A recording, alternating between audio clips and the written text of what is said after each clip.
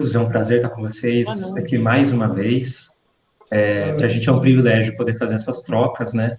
E nesse sentido, então, a gente traz uma personalidade, alguém da qual a gente tem construído um relacionamento a longo prazo, que é a Simone, diretora pedagógica da Casa Rio Turiaçu, no Complexo do Brás, né? A Simone, ela é de formação pedagoga, né? E acompanhou toda uma história de transformação dessa unidade, dessa instituição.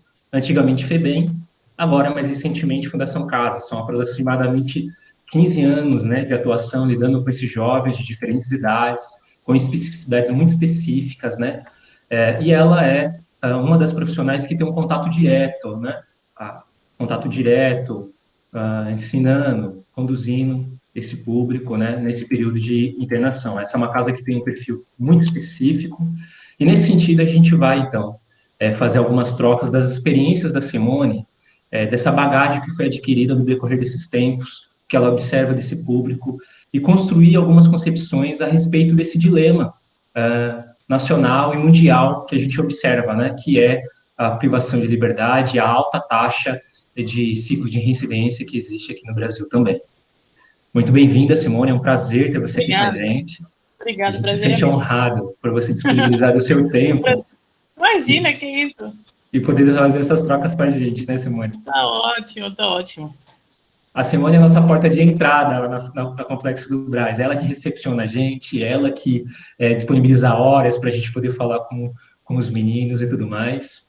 Estamos Simone, sentindo falta. estamos, né? Eu quero abrir para você começar nesse momento, Simone, falar um pouquinho dessa trajetória, desde quando você começou na Fundação Casa, né, que era a antiga FEBEM, e aí a gente vai, no decorrer da sua fala, a gente vai passando por outros pontos. Eu queria te deixar à vontade, é um momento para a gente bater bastante troca, Sim. bastante... Bom, eu entrei na FEBEM, eu sou funcionária de FEBEM, eu entrei na FEBEM no ano 2000, né? Então eu peguei toda essa transformação até chegar na Fundação Casa.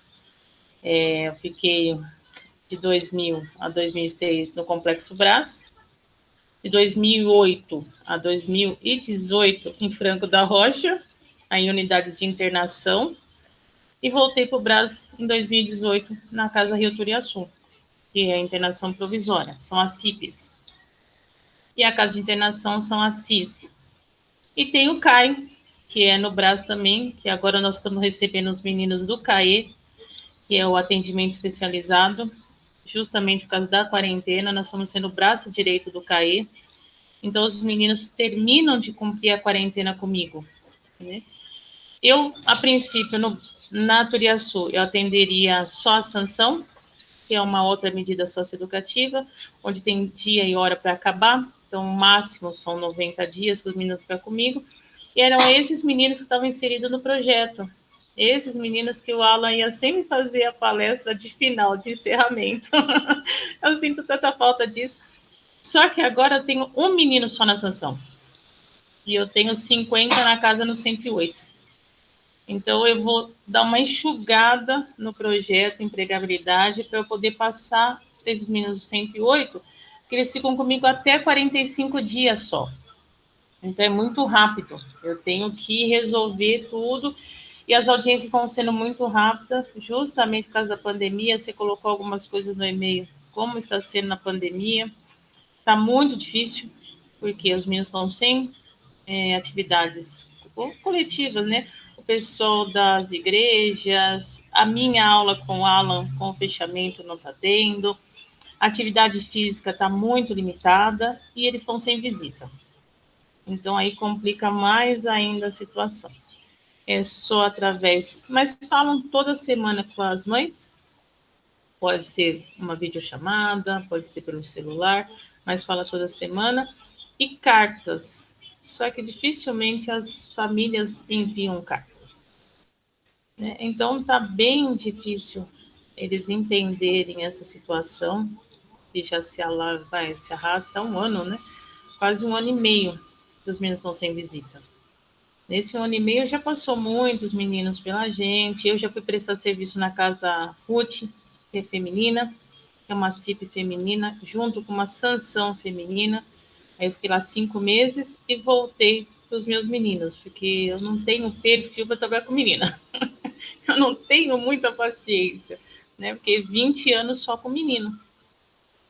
Então, nós estamos tentando, sem aula também, não está tendo aula presencial, os professores não voltaram ainda, então eles mandam conteúdo e os agentes educacionais que passam, mas é aquela coisa assim, bem, sabe, simplesmente aplicam a atividade e não explicam, não tem aquele cuidado, e outra formação deles não é pedagogo, então nós temos N informações, eu tenho sociólogos, tenho filósofos, tenho letras, mas não é obrigação deles da aula.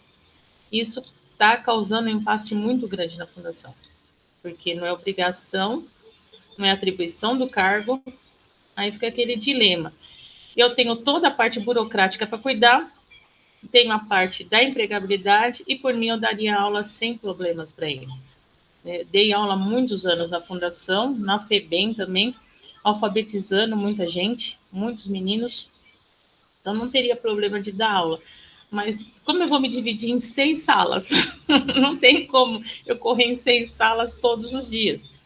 E a minha escala agora é, por exemplo, hoje eu estou em home, então quinta e sexta em home, fico segunda, terça e quarta em home também e volto presencial na quinta. Então, às vezes tem menino que eu atendo no primeiro momento, depois eu não vou vê-lo mais. E quando eu voltar na outra semana, eu vou ter recebido mais meninos para atender, mais meninos para serem avaliados, e acaba ficando muito corrida a situação. Né? Mas é um trabalho que eu amo fazer. Não trocaria por nada nesse mundo. Não trocaria. Que introdução, hein, Simone? Extraordinário, maravilhoso. Eu quero pegar alguns ganchos aqui de alguns elementos super bacanas que você trouxe e falando nesse início de fala sobre o perfil dos alunos, desses jovens, desses adolescentes, né? O que você observa, né, dessa quantidade de alunos que vem, né? Qual que é o tipo de perfil, de estrutura familiar? O que você tem notado nesse relacionamento que existe nesse contato durante eles estão em privação de liberdade? Bom, eu atendo no Brás, na CIPES, aqui na Toriaçu. Eu atendo dos 12 aos 21 anos, incluindo a sanção, né? Porque adolescente na sanção, ele pode ficar até os 21 anos. O adolescente, de modo geral, na fundação, pode ficar até 21 anos. Né? Porque se foi apreendido aos 17 e foi impetrada uma medida socioeducativa, são até 3 anos. Então, até os 20, ele pode voltar conosco. Né? Então, eu atendo dos 12 aos 21 anos. Né? Isso não fica comigo, 12 anos é muito cedo, 12 anos, mas a idade de internação que atende os 12 anos é o caso de Jacarandá, onde eu fiquei 10 anos em Franco da Rocha. Né? Então, lá eu começava a atender com 12 anos. Eu tinha menino lá com 11 anos, 9 meses e 12 dias, e ficou comigo até os 15 anos. Então, lá em Franco fica até 3 anos. E o perfil que nós estamos recebendo agora, na pandemia, é o mais diverso possível. Então, eu tenho um menino com 13 anos, eu tenho um menino com 18 anos, eu tenho o Yuri, graças a Deus, deu uma revogação de medida, porque não tinha elementos suficientes para internar esse menino, não tinha elementos para o judiciário nem sequer mantê-los 45 dias lá.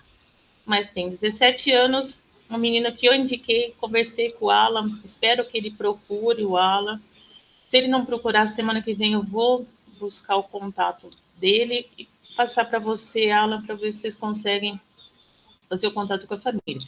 Mas 17 anos, terceiro ano do ensino médio, nunca reprovou, participou já do projeto Jovem Coca-Cola, trabalhou já em telemarketing, trabalhou no supermercado, em logística, já atendeu no caixa, já fez de tudo aqui na Brasilândia.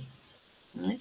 E foi abordado no ponto de ônibus, ele atravessou para conversar com os meninos que ele conhecia, a polícia passou, apreendeu todo mundo. Né? Ele não tem envolvimento nenhum com ato infracional, foi liberado numa revogação de medida com 4 dias na unidade. Passou um fim de semana comigo, eu atendi ele quando ele chegou, passou o fim de semana, no dia da audiência eu estava lá, pude conversar com ele também. né? Então, nesse momento, é o menino que eu tenho mais, que eu indicaria de olhos fechados para fazer o curso. Espero que ele procure, espero que ele consiga uma chance na vida. Tenho, hoje, no caso, 10 meninos não alfabetizados com 17 anos também. Então, eu tenho de tudo. Eu tenho desde o menino que está com o pé no Enem, como tem um menino que está no 8º ano e ele não sabe escrever o nome em letra cursiva. Ele não escreve o nome completo, ele escreve o pré-nome. Ele não escreve o nome de família. Ele não sabe colocar, ele não consegue formar palavras, ele não consegue nada. Ele tem a leitura de mundo. Então, ele não é um analfabeto completo, ele é um analfabeto funcional, a gente chama. Porque ele tem essa leitura de mundo, mas não tem o domínio do código. Então, hoje eu tenho toda essa gama de meninos. Tenho menino com ato infracional. Nenhum ato infracional é simples, mas eu tenho meninos com atos infracionais mais simples, como recebi agora, semana passada, 5 adolescentes com ato infracional um pouco mais grave. Então, fazia muito tempo que a gente não recebia os meninos com ato infracional tão grave. Eu recebo sempre tráfico, 157, 155, eu recebo muito. O roubo, o furto, eu recebo muito.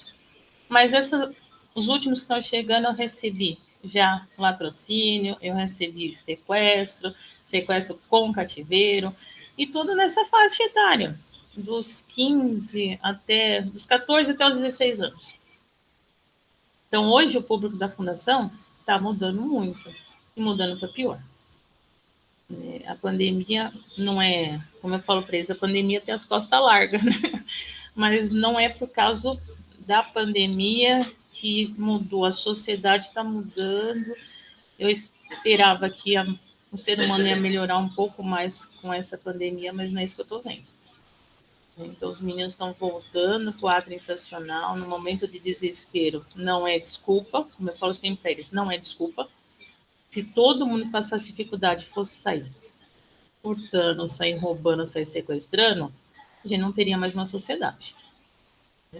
Não é desculpa isso, mas você vê o desespero dos meninos que estão sendo levados, infelizmente, para esse mundo novamente.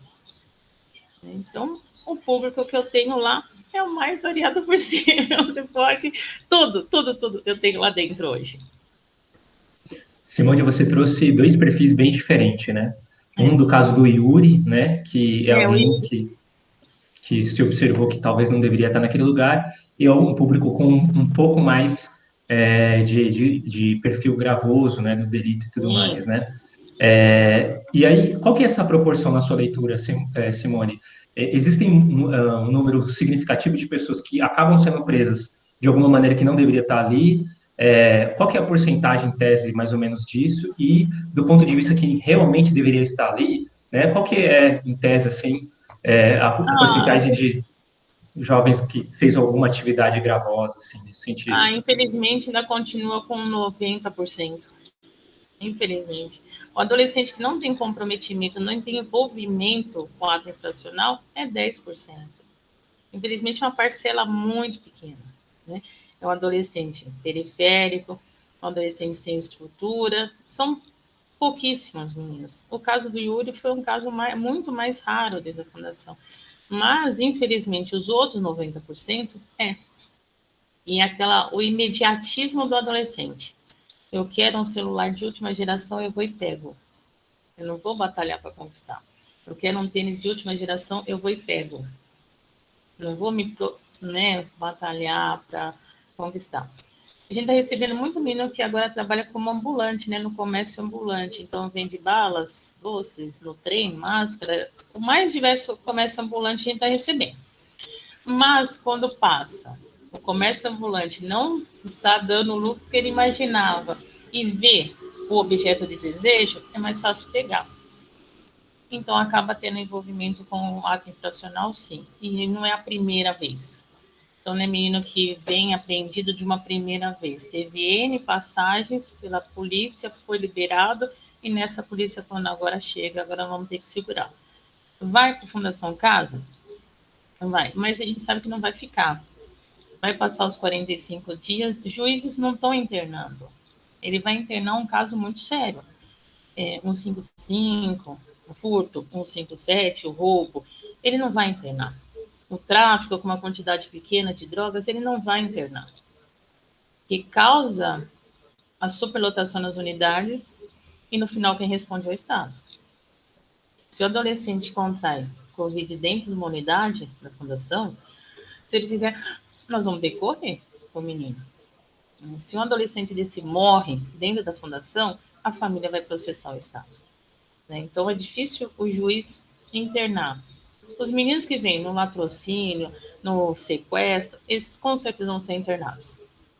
E aí vai para uma unidade de internação espalhada em São Paulo no todo.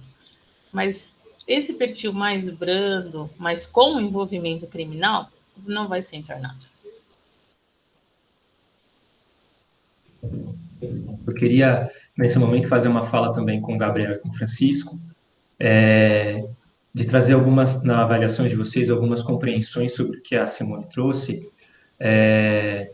Nesse momento, Simone, a gente está aqui com alguns mentores e algumas mentoras, né, que têm acompanhado, né, esses talentos de diversas idades. Então, a gente observa uma aproximação, né, com esses talentos desses mentores, das mentoras que estão aqui conosco, e a gente tem observado no relato deles, né, alguns feedbacks da dificuldade, os desafios, coisas que eles estão sentindo no momento, né, dessa mentoria. Gabriel e Francisco, vocês gostariam de fazer uma fala em relação a Simone?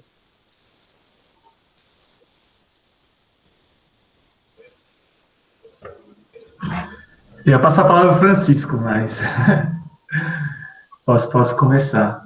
Boa noite, pessoal, tudo bem? Acho que não entrei desde o começo, precisei de uns minutinhos antes de entrar, mas é bom ver todo mundo aqui.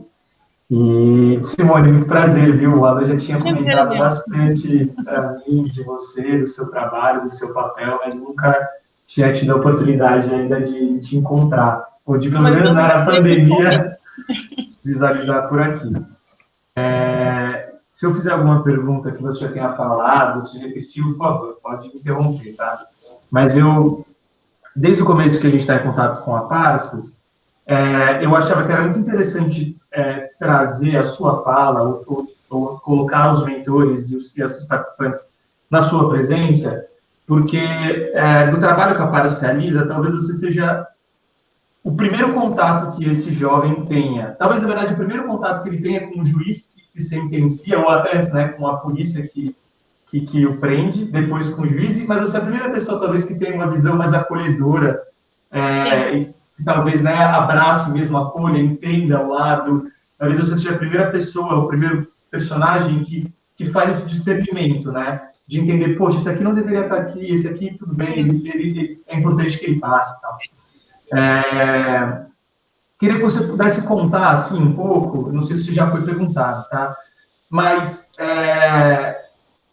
acho que existem algumas iniciativas que são feitas com os jovens. Você comentou um pouco da iniciativa da Coca-Cola, se eu não me engano, existem outras. Então, queria se você pudesse contar um pouco que iniciativas nesses anos que você está à frente da parte pedagógica da Fundação Casa você já experienciou, como que a Parsas faz parte dessas iniciativas, né? Talvez semelhanças ou diferenças que a iniciativa da Parsas tem com as demais.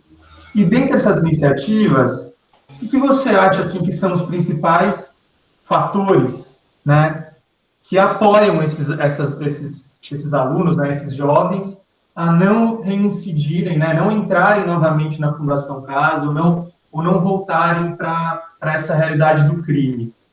Então, seria ótimo poder escutar um pouco assim da sua experiência. O que você acha que, no fundo, o que mais funciona assim do seu lado, né? O que você acha que, do que já foi feito, é o que de fato funciona e apoia de fato esses jovens?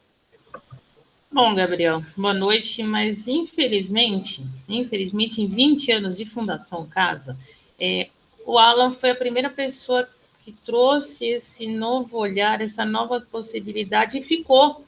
Então, eu já passei por vários projetos, várias ONGs já estiveram na Fundação, mas para dar curso para os meninos, não oferecer o mercado de trabalho. Né? Então, vem, faz curso, agora está tudo parado. Agora está tudo parado e a tendência é a Fundação Casa cortar todos os convênios daqui para frente. Por isso que abriram um chamamento público, e o meu diretor passou toda a documentação para os parceiros, né? abriu esse chamamento público para trazer a sociedade mais perto. Eu espero que esse chamamento público dê muito resultado. Eu espero. Que tem muito menino e menina que pode estar no mercado de trabalho, que deve estar no mercado de trabalho e que tem capacidade para isso. Mas quem esteve mais próximo da gente, que sinalizou, não, ali no final do túnel tem um propósito, tem uma chance, foi os parceiros. E o projeto Coca-Cola que eu mencionei, eles nunca estiveram na fundação. Esse menino passou comigo, ele fez fora da fundação. Então, esses projetos chegam mais perto dos CRAS. O CRAS é quando o menino já está aqui fora, né? Já está na LA ou na SEMI. É o menino que já está fora da Fundação Casa. Não é oferecido nada lá dentro, nada que indique um caminho, não é oferecido lá dentro. Infelizmente, está tudo aqui fora. Por isso que eu bato sempre na tecla dos meninos, não, vai procurar o seu ala, dá um jeito, se não conseguir falar com o seu ala, liga aqui para mim a cobrar, que eu falo com ele, né? Converso com as mães, explico tudo direitinho para as mães, mas infelizmente eu ainda não senti esse retorno. É isso que eu quero fechar, esse ano eu quero fechar um contato maior com a mãe, eu não sei se de repente é medo, porque justamente nunca foi sinalizado isso, nunca foi ofertado um curso que vai levar no lado profissional, nunca foi ofertado. Então, eu entendo, por exemplo, elas podem ter medo. Vai saber se isso é verdade, vai saber se essa louca dentro da fundação, a dona Simone, que resolveu colocar meu filho nesse caminho. Para elas é muito novo. Então, quem abraça, e que eu espero que esse projeto dê muito certo, que vá para frente, porque o meu diretor está muito aberto, né, a ter os parceiros com a gente. Lógico, para ele seria, né, um status, seria aquelas estrelinhas brilhando, que para mim pouco interessa. Interessa o menino. Para mim, direção já vi passar muitos nesses 20 anos. Né? Mas um projeto que leve isso para o menino eu nunca vi. Né? Então, surgiu do nada a minha amizade com ela assim. Eu conheci ele através do meu outro coordenador que eu tinha na unidade, foi no trabalho de capelania, né? E no projeto de férias. Aí no projeto de férias ele foi fazer várias atividades com os meninos gostavam muito, né? Era um mundo totalmente diferente, mas eles gostavam muito, eu estava com a casa lotada, eu tinha 150 meninos naquela época, né? Quando o Ala aparecia lá, eu segurava ele um dia todo, eu segurava ele, não, você volta no dia seguinte, porque os meninos amavam. Na Sansão, quando ele foi, eu tinha 55 meninos só na Sansão. Então, era muito menino que nunca tinha visto nada, que nunca tinha participado dessas atividades e se encantaram pelo Alan. Aí eu trouxe o projeto de empregabilidade, que era do Casa Rio Nilo, né? Que é também no Complexo Brás, mas só que fica na Piratininga. Lá é o Complexo Piratininga. E não deu muito certo, a casa fechou, veio uma outra elegibilidade, o CAI deu uma aumentada, que é a unidade de atendimento inicial, onde os meninos não têm atividade nenhuma, que lá é até 7 dias por lei que eles podem permanecer. Aí depois vai para a CIPES, que pode permanecer até 45 dias. Aí conversando com ela, eu trouxe o projeto de empregabilidade, comecei a dar aula para os meninos, né, explicando as primeiras noções, como se comportar numa entrevista de emprego, eu comecei, sabe? Aí eu falei, não, é o Alan que eu vou chamar. Aí nós começamos essa parceria mais próxima. Tanto que ele era a cereja do bolo. Último dia de atividade, aí palestra com o seu Alan. Né? E os meninos amavam, que conseguia ver, né, concretizar tudo aquilo que eu falava. Né? Como era o curso, como não era, como eu falo para o Alan, eu sou um zero à esquerda em tecnologia. Né? Eu sou muito mais físico, né? O pedagogo é muito mais físico. Né? Mas os meninos amam tecnologia. Então, eu explicava, mas eles precisavam ter quem trabalha com isso, né? Para dar aquela iluminada no olho. E na última, lembra, no último encontro, os meninos conversando com ele já começaram a pensar em apps para a comunidade. Eu achei muito interessante. É verdade. Começou a pipocar ideias nesse momento. Né? E agora eu tenho um menino que é homossexual, 100% assumido, que eu comentei com o Alan também, o nome dele é Rodrigo. Ele é um fofo também, mas tem envolvimento no ato infracional, e não é pouco, Mas na conversa com ele, quando eu indiquei, quando eu mostrei o folder dos parceiros, tudo, aí ele falou, não, dona Simone, mas se eu criar um app para direcionar realmente na comunidade LGBTQI+, para ver a questão da saúde pública. É um menino muito inteligente. Muito inteligente. Não sei se vai ficar... Provavelmente não seja internado também, não. Né? Porque furto e roubo de celular, provavelmente não será internado. Mas é um menino também que eu gostaria muito que fosse procurar o curso. Acho que é isso, né? Eu falei bastante, Não, já por falei mim, bastante. não, mas por mim, ó, eu ficava discutindo aqui a noite inteira. Na verdade, eu não sei exatamente, desculpa de novo, eu não estava aqui nos primeiros 5 minutos, mas eu acho que pelo Alan e pelo Francisco, quanto mais bate-papo essa conversa for, melhor, né? Então, eu acho que até muitas pessoas que estão aqui hoje estão fazendo esse trabalho de fazer um acompanhamento pessoal com esses alunos, né? Sim. E alguns estão em contato com alunos que são egressos da Fundação Casa, outras pessoas estão em contato com pessoas que têm uma trajetória e origem na periferia, né? Varia um pouco. Mas eu acho que mesmo antes da Parsas, né? Todo mundo passou em algum momento por essa temática do encarceramento de jovens, né, da questão penitenciária brasileira. Acho que todo mundo já teve contato com essa temática alguma vez na vida, né? Até porque no Brasil essa é uma situação muito complexa, né? Uma problemática muito grande, né? E assim, bom, eu vou me estender aqui nas perguntas, mas vocês me cortem, porque eu vou aproveitar o meu momento com a Simone. Mas eu achei muito legal a sua fala, assim, de mostrar que, embora tenham iniciativas, poucas pensem no que existe depois da educação, depois da capacitação. É como que, de fato, cria alguma estrutura que ou impeça ou dificulte muito que esse jovem volte para o envolvimento com o crime, né?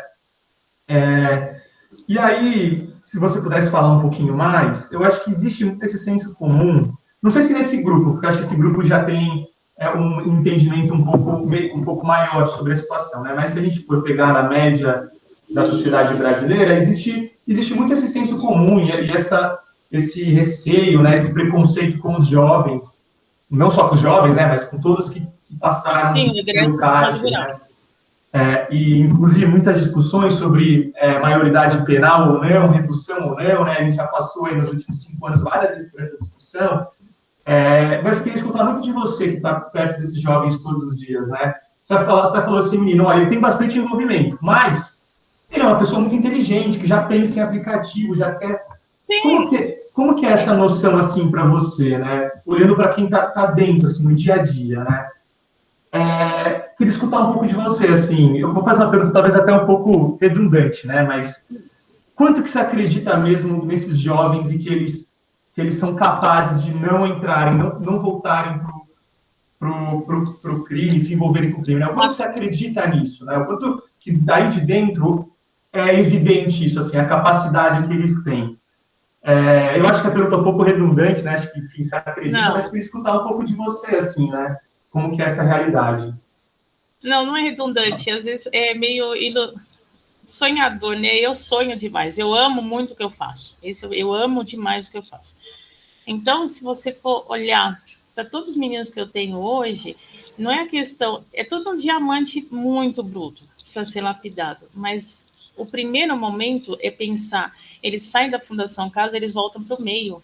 O problema é o meio.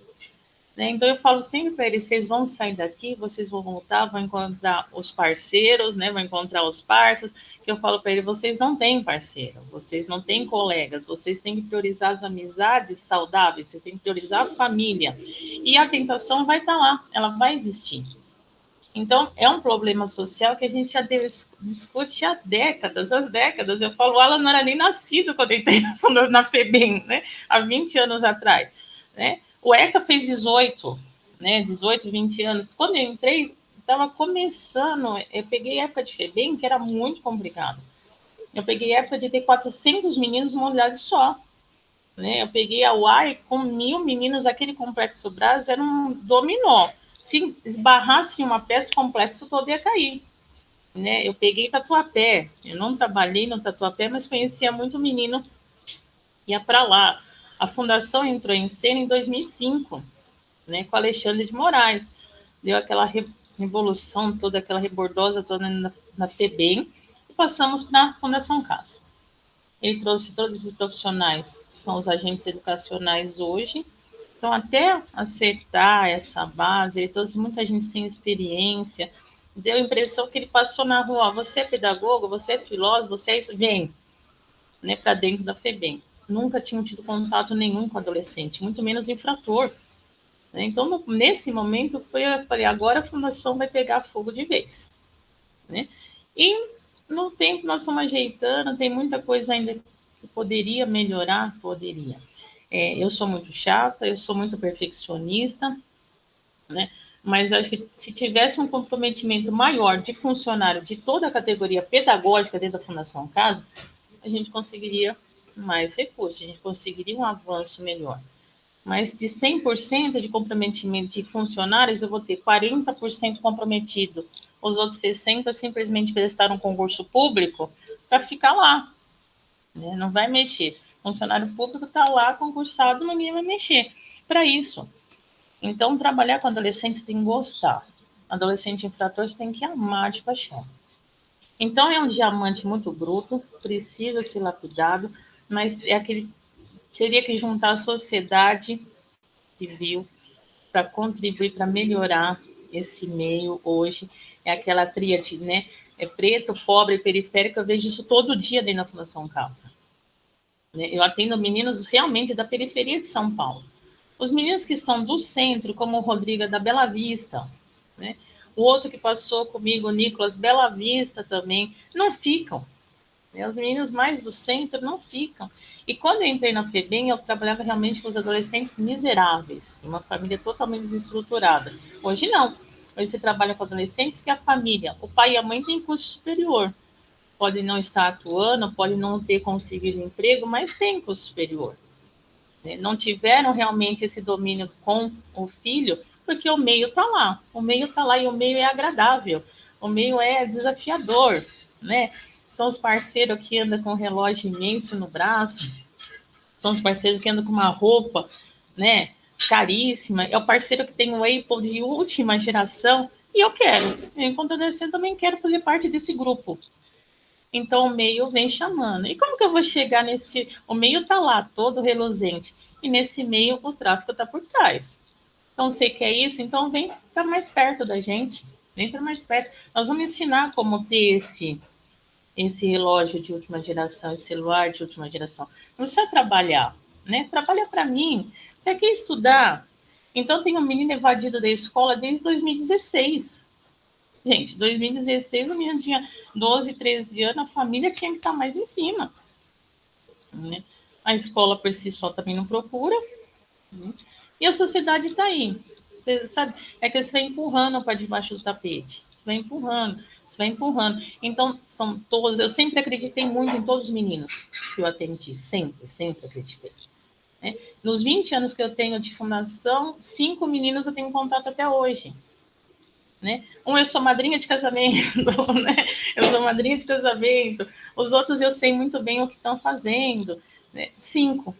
Mas em 20 anos, quantos meninos eu atendi em 20 anos? Né? É muita gente. Né? Uma vez eu tive essa discussão também com a Alan lá na unidade sobre redução de maioridade penal e escutei de colegas, né? De colegas falando que isso tinha que acontecer, que tinha que ser para onde? Colegas que trabalham comigo, colegas. Ainda conversando com ela, eu falei, gente, a sociedade, eu sei que é complicado você ter um menino que matou uma senhora de 80 anos, como eu estou com o menino lá, né? Foi roubar, o roubo não deu certo, a senhora conhecia o adolescente, e eles já foram com essa intenção, nós vamos roubar, mas se ela nos conhecer, nós vamos ter que matar. Então, tem isso lá. Aí a sociedade, na contrapartida, fala assim, não, tem que matar um menino desse. Não, tem que reduzir para 14. Não, vamos reduzir para 16. Começa no 16. Não, vamos reduzir para 14. Aí, mas ninguém pensa, reduzindo, com quantos anos eu começo a atender na Fundação Casa? O ECA é para todo adolescente, é para toda criança, não é só para infrator. Então, se no ECA fala que criança é até os 11 anos, 11 meses, 9 dias, 12 anos é adolescente, ótimo. No ECA, a criança vai ser taxada a que idade? né? Então, criança vai ser criança só até os 8 anos, a fundação começa a atender aos 10, né? É o que eu falei para o aluno, nós vamos ter uma creche em vez de fundação casa. Isso tudo a sociedade tem que pensar muito bem. Essa questão de redução de maioridade penal, já que eu converso muito com os meninos. Eu explico para eles, ó, a sociedade quer isso, né? A sociedade pensa que vocês são o quê? E eles falam para mim, a sociedade pensa que a gente é monstro, né, dona Simone? Eu falei, então vamos mudar essa imagem para a sociedade, para evitar que no futuro adolescentes como vocês, mais novos, tenham que passar pela uma unidade da fundação.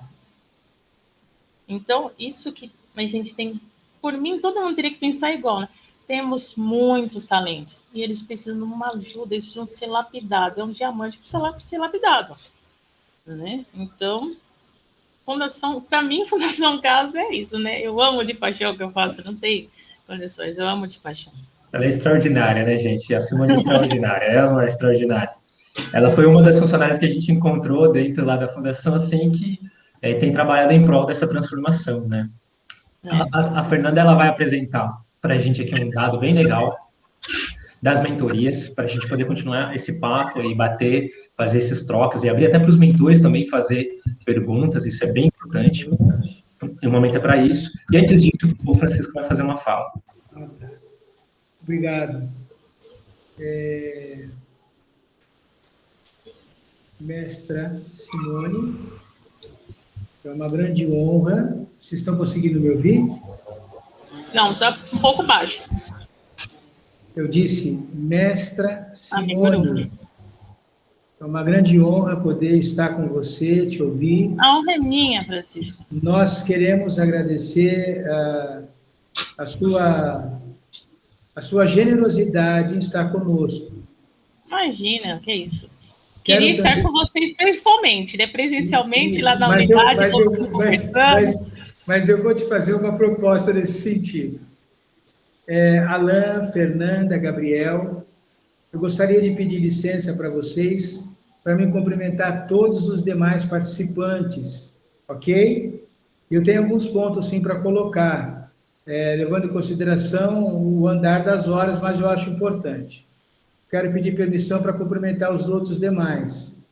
Então, eu sei que a Aline está conosco, a Ana Luísa, a Carol, a Cássia, a Cecília, o Ed, a Fernanda, como nós já falamos, o Gabriel também, a Jaqueline, a Laís, a Marcela, a Saifre, que nós já conversamos numa ocasião, a Simone, a Tatiana e também a Alexandra, está conosco também. Então, nós queremos cumprimentar e falar da importância de vocês.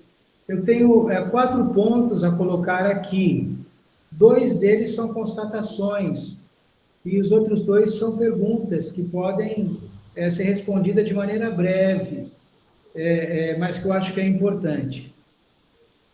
O primeiro ponto é exatamente, Simone, ver com você, no segundo momento, eu ter a oportunidade de voltar a falar com você, talvez com um maior período de tempo, para nós alinharmos algumas coisas que eu entendo muito importante.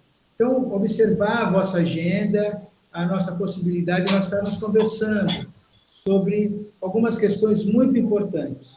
Esse é o primeiro ponto que eu coloco. O segundo ponto diz respeito a uma dificuldade que a educação está vivendo por ocasião da circunstância que todos nós conhecemos. Então, nós temos contato com professores, coordenadores, diretores, esses tanto no âmbito do Estado quanto do município, dentro das instituições de ensino. E está realmente uma grande dificuldade, uma vez que tem um papel do Estado, o decreto do Estado, mas os municípios, por sua vez, eles têm alguma autonomia, mas essa questão de gerar papel, essa questão burocrática, de você apresentar números, de você ter que lidar com os pais dos alunos, de você ter que lidar com os professores. Então, na sua primeira fala, eu consegui observar é uma dificuldade bastante grande. Se essa dificuldade ela já alcança as instituições de ensinos tradicionais, eu imagino que, no seu caso, ela requer ainda muito mais esforço. Então, essa é a segunda constatação. A primeira, a possibilidade de nós conversarmos. A segunda, que a educação em si, ela passa por um momento muitíssimo delicado. Os gestores estão tendo grande dificuldade de implantar algo realmente eficaz, né? Não somente uma resposta para a sociedade, né? Então tem aquele negócio, o governo tem que dar uma resposta para a sociedade, mas não é isso. A questão da educação, ela vai além disso. A educação, ela precisa de estar transformando as pessoas. Então, é uma crise que merece a nossa atenção na questão da educação. Os outros pontos que eu vou solicitar que você possa ainda responder de maneira breve, porque assim que nós fomos conduzidos pela Fernanda, é possível que essas perguntas elas venham ser colocadas, mas a primeira é essa.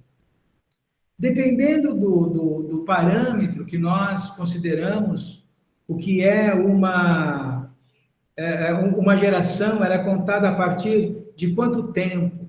Dependendo do parâmetro que nós vamos usar, nós podemos entender que 20 anos se consiste em uma geração, dependendo do parâmetro.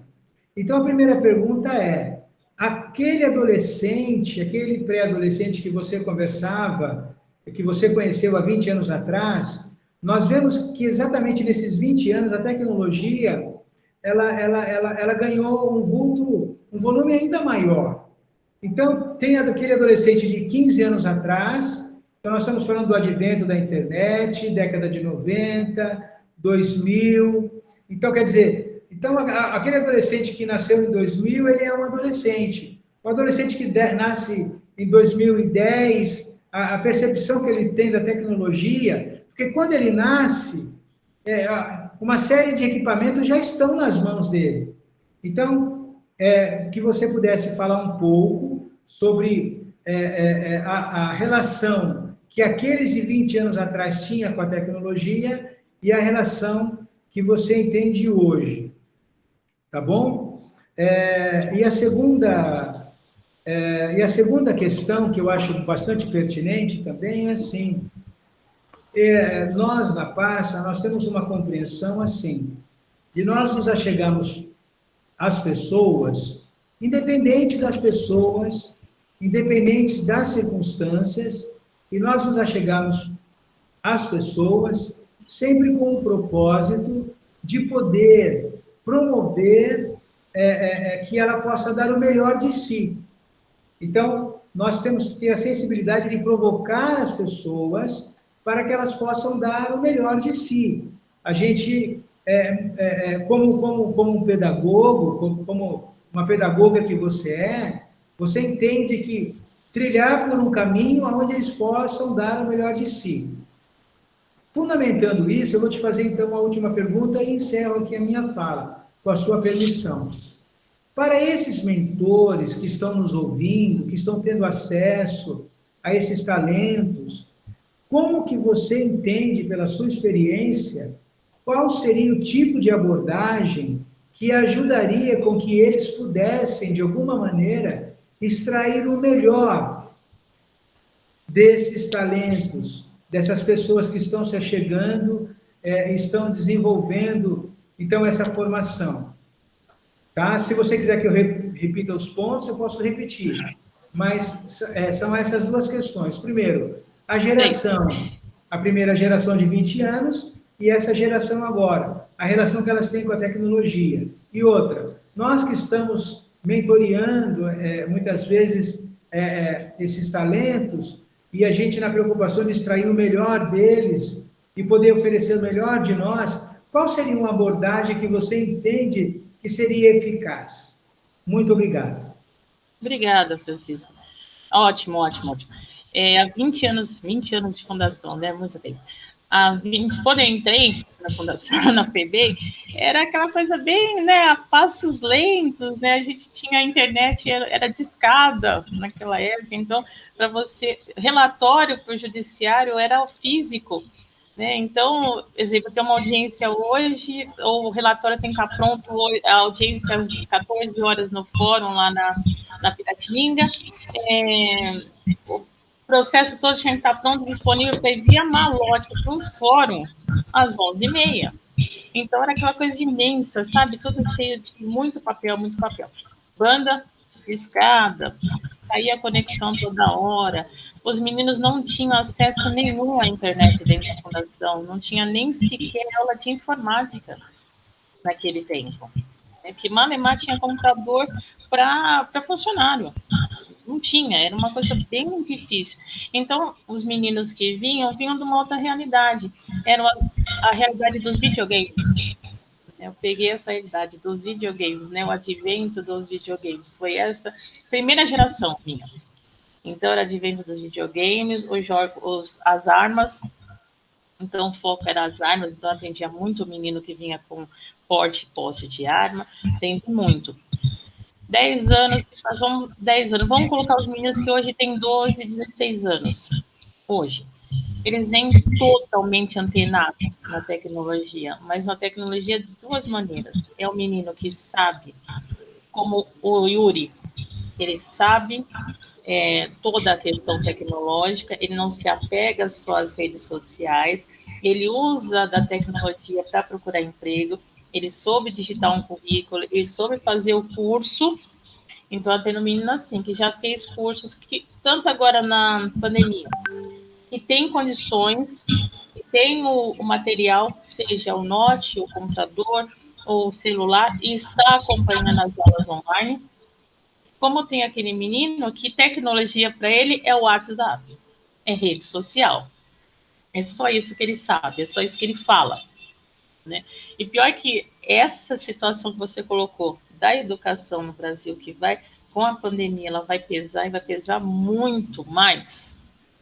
Os meninos que chegam, que tudo para eles é o WhatsApp, né? Tudo para eles é o WhatsApp e tudo para eles é o celular.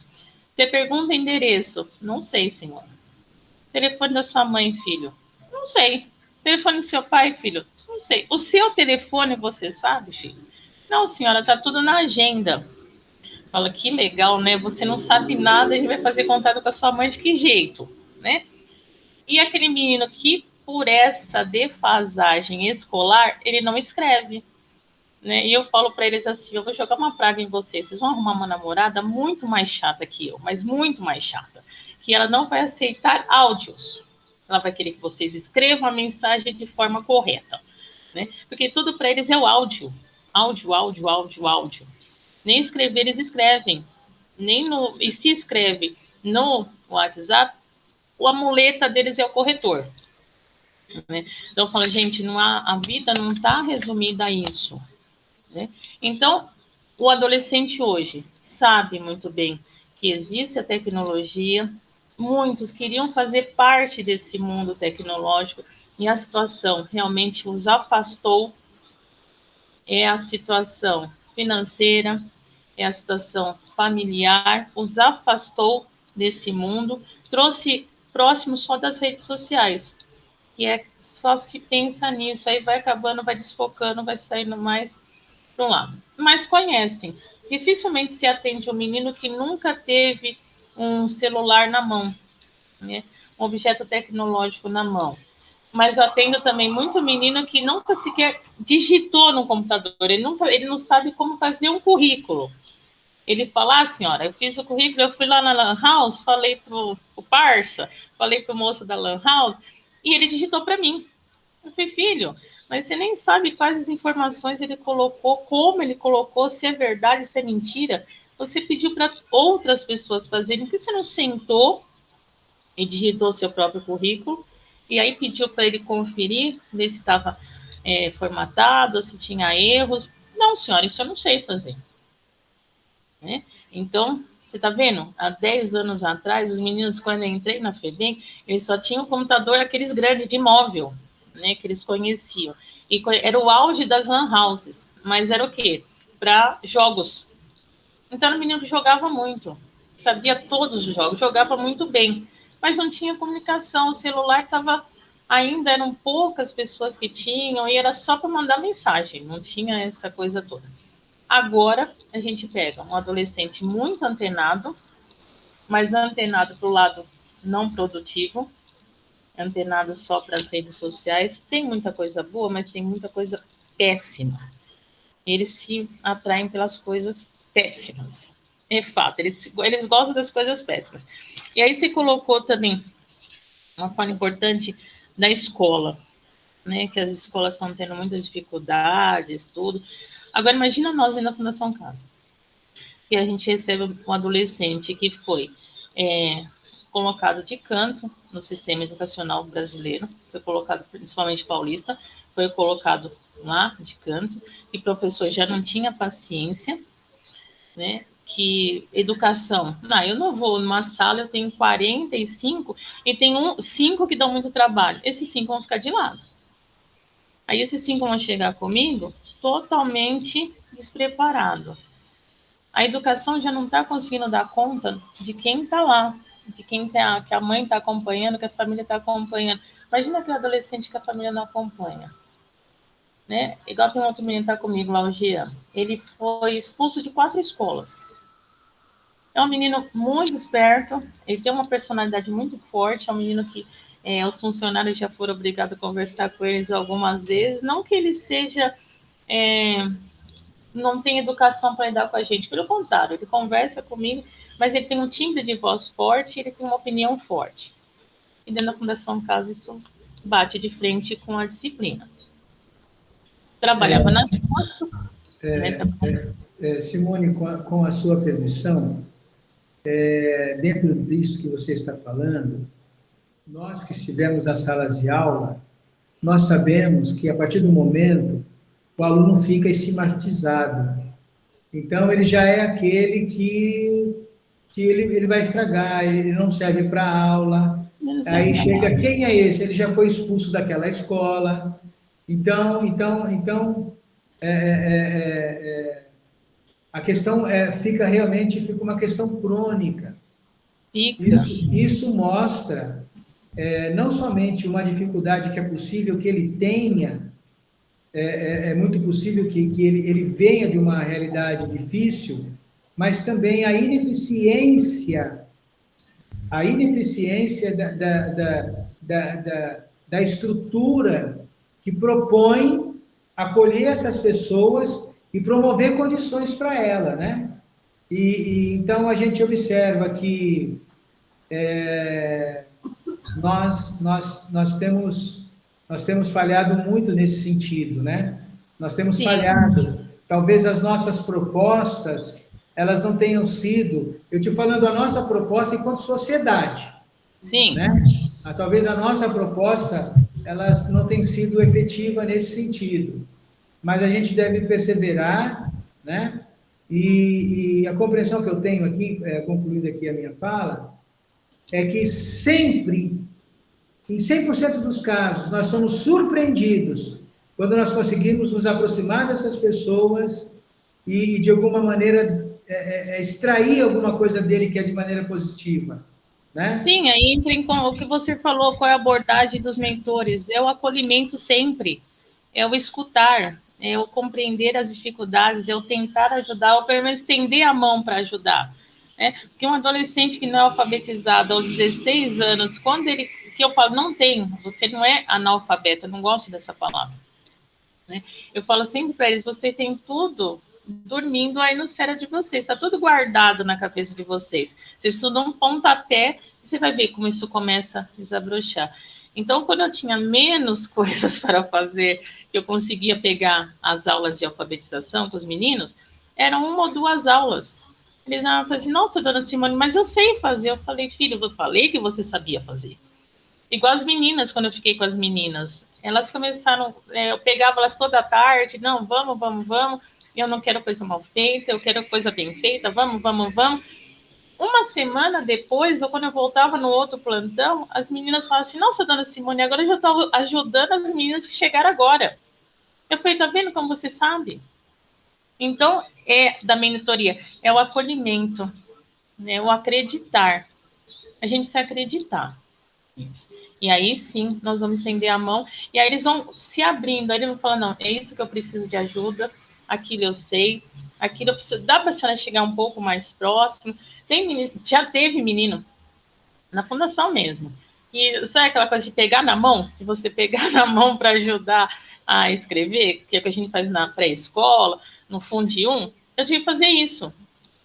E na fundação isso é muito, né, o pessoal, né, não gosta muito, você está muito próxima do menino, não sei o quê. Mas, gente, eu estou próxima, mas eles sabem me respeitar muito bem.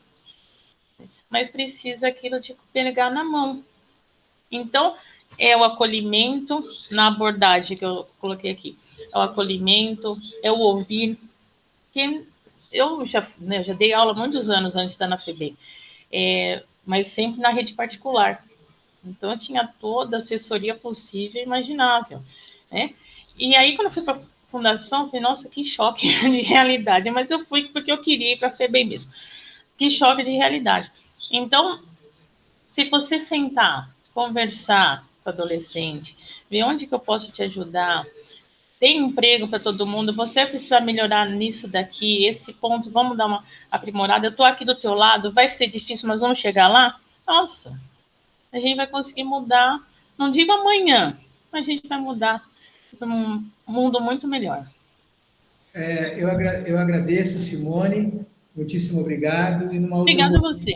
Outra oportunidade, nós falamos da possibilidade de nós nos encontrarmos e falar novamente, mas eu estou vendo aqui que tem mentoras que estão sedentas de ouvir você. Então, agora eu encerro aqui e nós contamos com a sua generosidade e paciência para conosco. Muito obrigada, eu que agradeço.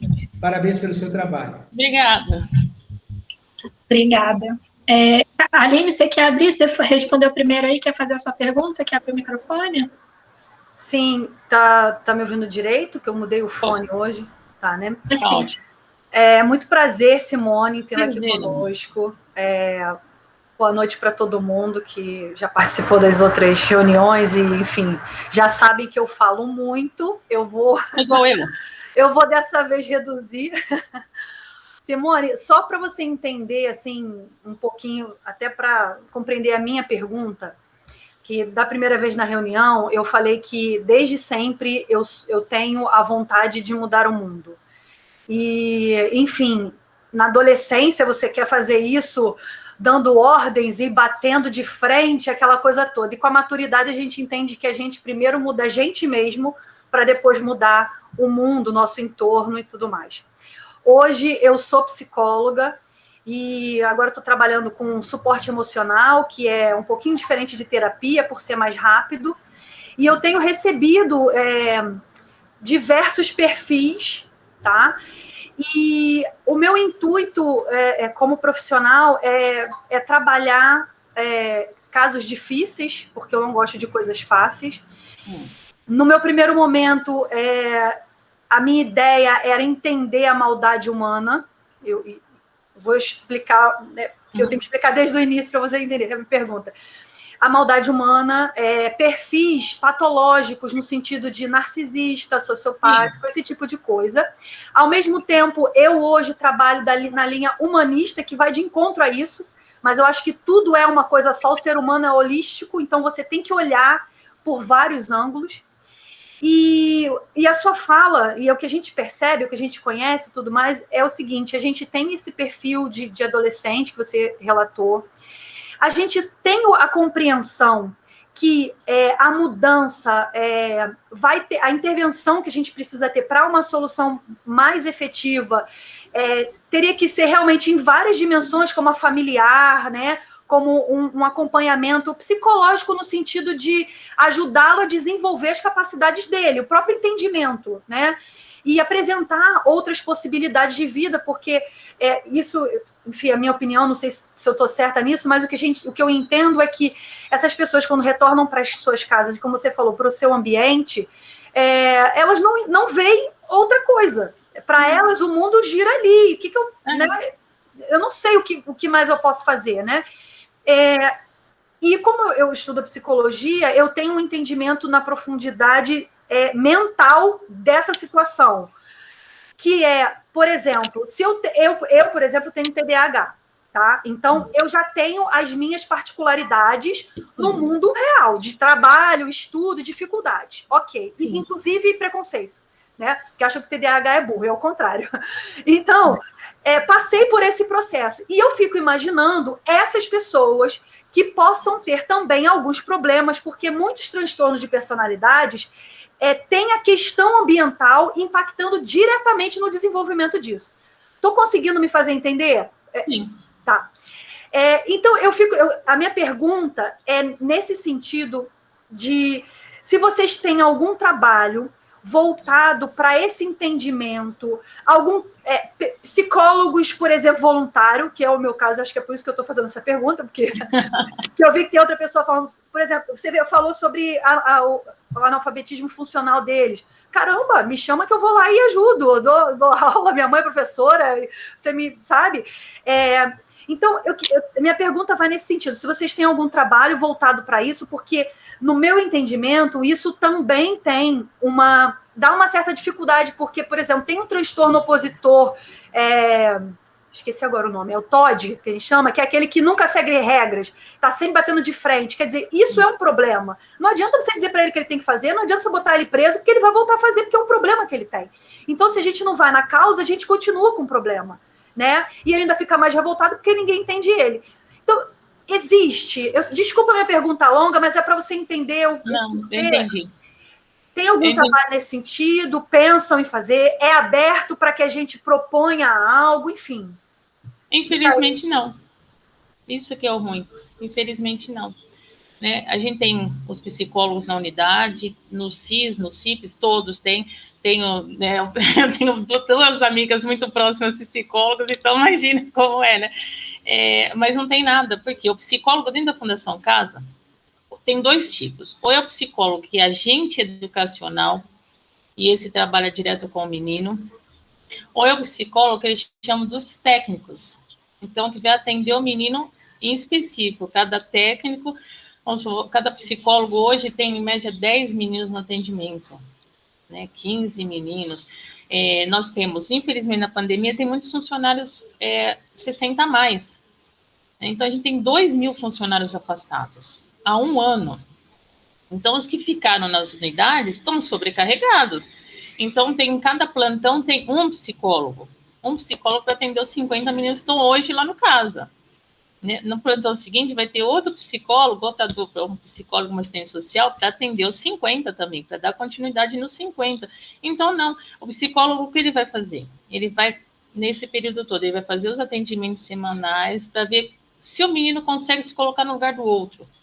Se ele entendeu o ato infracional, se ele sabe o que ele vai ter que fazer quando ele sair dali. Mas se o menino entra, tem um atendimento agora com você, amanhã a audiência, ele vai embora, aquilo que ele fez com você, simplesmente coloca na pasta e manda para o NIDA, manda para o arquivo morto da fundação. Se lá na frente o adolescente voltar, vai tirar aquela pasta do NIDA e um outro psicólogo vai continuar. Não tem um atendimento, mesmo nas casas de internação. Eu fiquei 10 anos na internação. Né? Não é esse atendimento que você fala e que eu gostaria que tivesse para os meninos. Não é. É para ver como o menino está se comportando dentro da medida socioeducativa. Né? É para ver como que está a família, qual é o entendimento que a família tem sobre o ato infracional. Né? Como que eu vou mandar esse adolescente de volta para a família está pronta para receber? Né? Eu converso com a família uma vez por semana. Então, eu entendo que o trabalho do psicólogo realmente é muito difícil. E tem toda a parte jurídica, que a cobrança é em cima. Então, é relatório. O juiz quer o relatório. Né? Então, é em cima do relatório que ele vai determinar a medida socioeducativa do adolescente. E esse atendimento todo que você fala vai ficando para trás. Eu tenho que eu conversei com ela ontem, que é a Alexandra, que a gente estava numa discussão de caso de 2 meninos de um ato infracional muito grave, né? Muito sério. Então, nós estávamos conversando, numa discussão de caso, ela e a assistente social, para ver o que nós vamos fazer com esse menino, com esses dois aqui dentro.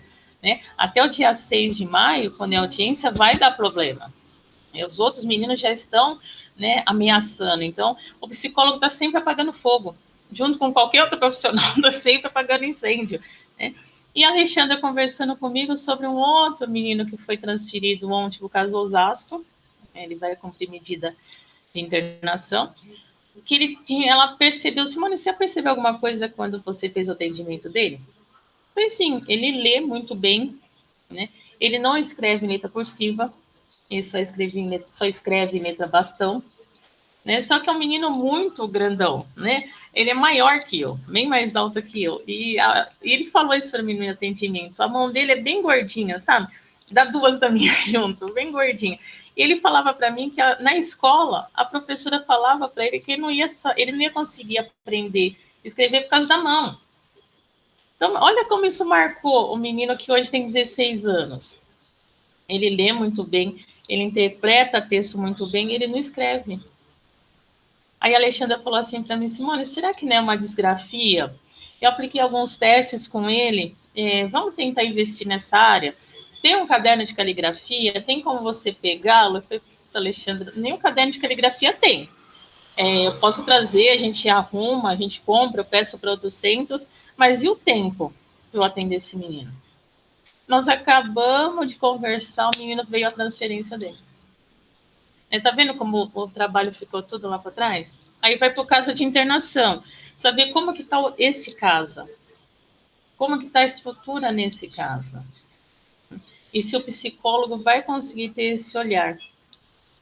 Eu fico muito frustrada quando eu indico o menino para o curso e eu não tenho um psicólogo junto comigo que vai cobrar da família. Ó, a Simone está correndo atrás do curso, a Simone está correndo atrás do emprego, vamos, né, ajudar? Vamos comprar essa briga? Quem comprava briga comigo, todo psicólogo comprava briga comigo todo dia, é a Lu. A Lu tem 62. Então está afastada no compulsório. Aí eu fiquei meio assim.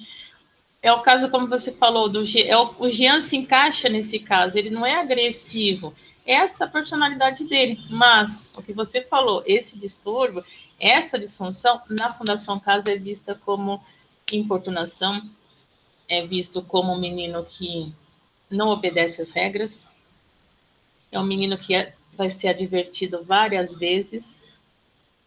Então, tá vendo? Não tem esse trabalho que você gostaria muito de fazer. Não tem. Nem voluntário, pior que nem voluntário. Né? Os voluntários que nós temos é o pessoal da capelania, que está proibido, então está suspenso também. Na capelania, vem muitos psicólogos. Né? O pessoal da André Luiz tem muitos psicólogos, daquela Fundação Espírita, também vem muitos psicólogos. E aí vão conversando com os meninos no trabalho de capelania. 1 hora. O que faz em 1 hora? Né? Então, e agora que a gente estava sabendo também, os aparelhos que tem aqui fora, que são os CRAS, os CREAS, que estão aqui fora, quando a gente manda menino para esses aparelhos, que deveria ter um atendimento que você se dispõe a fazer, eles estão negando. Ontem a gente bateu de frente com 2, o CRAS aqui lá do Ipiranga e o da Moca. O menino vai ser liberado, tá? Eu tenho o ofício está aqui. Cadê o telefone? Que hora que vai marcar o atendimento desse menino? Não, mas está tudo online agora. Não, mas espera aí, a família não tem condições. A família não tem o equipamento. A família não tem condições de ter um plano de dados para a internet. E aí, como é que vai fazer?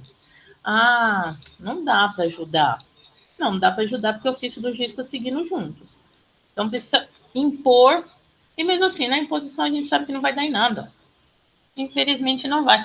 Então, infelizmente, falta esse atendimento social. Falta esse meio acolher o adolescente de uma forma melhor. Né? Infelizmente, não tem. Sua pergunta é não. Cássia, você tem uma pergunta também? Obrigada, Fernanda. Prazer, Simone. Prazer, Cássia. Parabéns pelo seu trabalho e pelo amor que você tem por ele. Parabéns. Obrigada.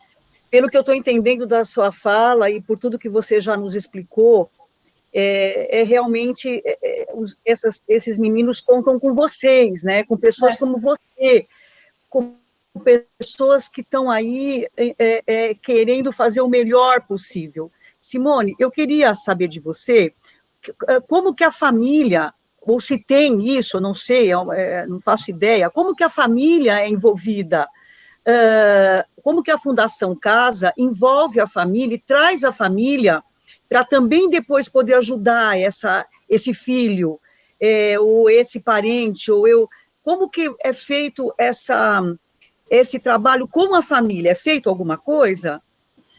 Ai, Cássia, boa noite. É complicado isso, porque eu sonho muito, eu gosto muito do que eu faço. Então, como eu falei, eu sou chata, eu começo a cobrar os outros, eu quero que seja igual a mim. Mas não tem, sabe? Quando eu fiquei na internação, nos casos de internação, você tem mais contato, você vai conviver com a família pelo menos um ano. Um ano você vai conviver com aquele menino. Porque o adolescente fica de 6 meses a 3 anos na internação. Então, pelo menos, pela brevidade da medida, 8 meses você convive com o menino. Então, lá em Franca, eu conheci a mãe, a avó, o cachorro, o papagaio, o periquito, ia almoçar na casa do menino, me convidavam todo dia. Aí você acaba... Mas não tem alguma coisa feita com essas pessoas, né, que estão ali no ambiente depois, da família, porque eu penso, Simone, que muitos adolescentes que você tem aí, também pode ter na família o pai ou a mãe, ou alguém também que tem tendências a cometer delitos e coisas assim. Então, eles voltam para o mesmo ambiente, né? Então, não há um trabalho de entender como a família pode ajudar. Tá, uma outra pergunta. Falei, sabe, põe na pasta, e manda pasta para arquivo morto. Não, que pena. Agora que eu estou conhecendo, estou vendo a precariedade que vocês têm, né, para trabalhar. É muito precário mesmo. Nem acompanhamento do TLA. Não acompanha. Não, impressionante. É impressionante, é muito precário. Mas outra pergunta é assim, a Parsas, ela tem esse compromisso, e o que você mesmo disse, que o diferencial da Parsas, é fazer com que eles entrem no mercado de trabalho, ok? Então, esse é o grande atrativo para que ele sinta que ele possa se transformar.